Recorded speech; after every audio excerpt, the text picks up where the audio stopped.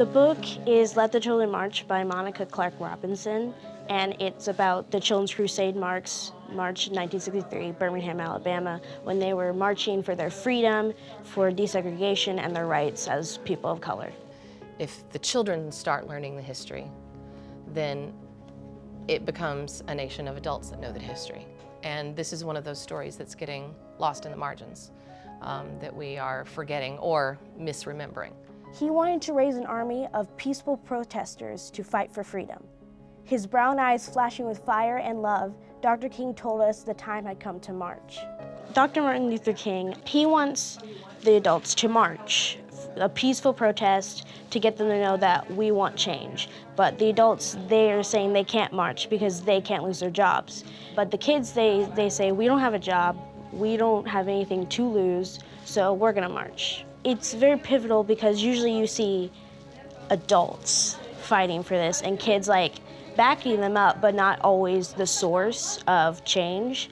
And having the kids stand up for themselves and showing that kids can do anything. And I think they saw that when all these kids were marching and being jailed and still not shutting down and not saying, okay, you win. They would still fight for their freedom. Would I be hurt? Would we be heard? Would it all be worth it in the end? I wanted to run from the angry faces in the crowd, run from danger, run from fear. Boys and girls, brothers and sisters, cousins and friends.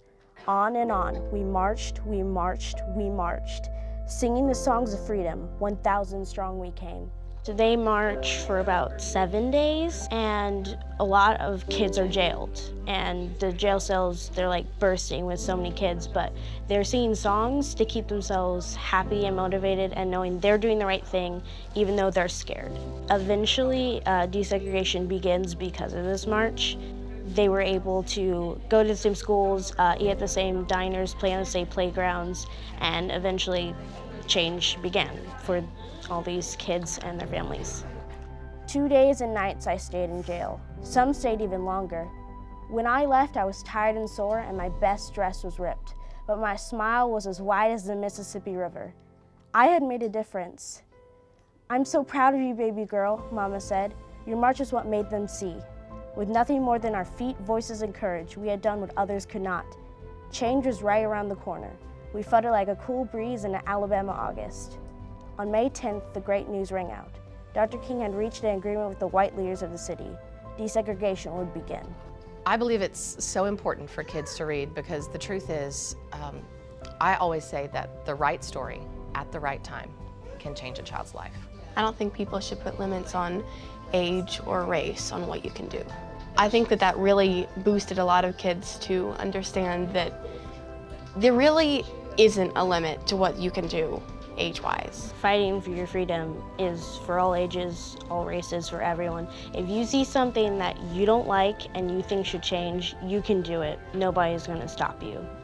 Because if you're right and you want it to change, you can. Anytime. 1 month later, I was playing on a playground I'd never been allowed to play on before. 2 months later, my family ate at a diner we had never been allowed to eat in before.